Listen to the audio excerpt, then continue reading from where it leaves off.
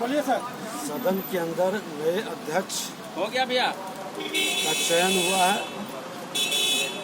हम लोगों ने संवैधानिक संस्था और संवैधानिक पद का हमेशा सम्मान करते हैं और उस सम्मान को बरकरार रखते हैं। कथनी करने में अंतर नहीं है। संवैधानिक पद का सम्मान करते हुए सर्वसम्मति से अध्यक्ष किसका बजा सदन ने चुना। हमने बधाई भी दिया और संवैधानिक संस्थानों पर हमें विश्वास है। जिन लोगों को विश्वास नहीं रहता है वो अपने भाषा के संयम को भी तोड़ देते हैं। वो मर्यादा को भूल जाते हैं अपने स्वार्थ में, क्योंकि समाजवादी कहलाते हैं, समानता की बात बोलते हैं, लेकिन परिवारवाद के और स्वार्थवाद के पोषक हैं। इनको समाजवाद का चोला पहनकर परिवारवाद और स्वार्थवाद और ये दोनों भ्रष्टाचारवाद की ओर ले जाता है। आपने देखा आज सदन के अंदर कि किस तरह से संवैधानिक पद पर बैठा हुआ अध्यक्ष ने कार्यसूची जो जारी किया, सरकार के दबाव में उस कार्यसूची को बदल दिया गया। फिर भी संवैधानिक संस्था और पद पर हमने बैठ के बदले हुए कार्यसूची पर जो 2 नंबर पर हमारे विशेष कमेटी और आचार कमेटी की रिपोर्ट प्रतिवेदन उपस्थापित करना था सदन में, उसको 4 नंबर पर कर दिया गया था और 24 तारीख की कार्यसूची में भी था। लेकिन आसन पर बैठे व्यक्ति जो मर्यादा लोकतांत्रिक की बात करते हैं और अपने आप को संविधान के शपथ लेने के बाद किस तरह से समाज के अंदर एक नफरत का भाव पैदा करने का प्रयास करते हैं, उन्होंने उस कार्यसूची 4 नंबर पर जो था उसको सदन पटल पर नहीं रखा। क्या ये लोकतांत्रिक है?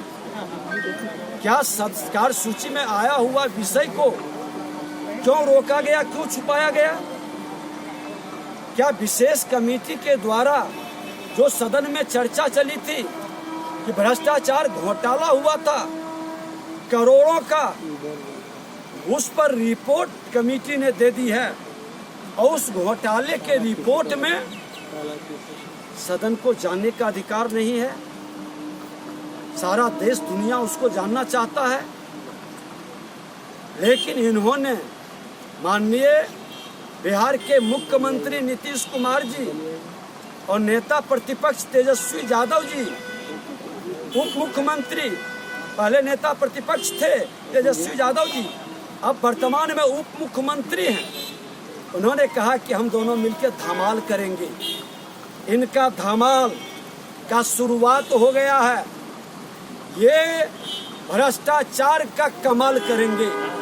ये भ्रष्टाचार के गंगोत्री में फिर से मिलकर डुबकी लगाएंगे। प्रतिवेदन को जो भ्रष्टाचार घोटाला के संदर्भ में है उसको सदन पटल पर उपस्थापित नहीं करना एक शुभारंभ है। जो आसन को अपने पैरों तले रौंदा, आचार समिति की रिपोर्ट भी उपस्थापित करनी थी, उसमें उप मुख्यमंत्री और कई मंत्री के नाम भी हैं, उस पर भी कार्रवाई का रिपोर्ट को सदन पटल पर रखना था, उसको भी इन्होंने नहीं रखा। हमने तो सदन में आग्रह किया कि जो कार्यसूची में था, आप नए अध्यक्ष बने हैं, अध्यक्ष किसी पार्टी का नहीं होता है, आसन निरपेक्ष होता है। जिस निरपेक्षता के भाव से हम पर तो आरोप भी लगा था कि आप प्रतिपक्ष को ज्यादा समय देते, प्रतिपक्ष की आवाज को दबाते नहीं हैं।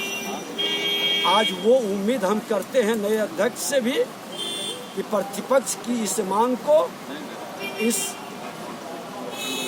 इस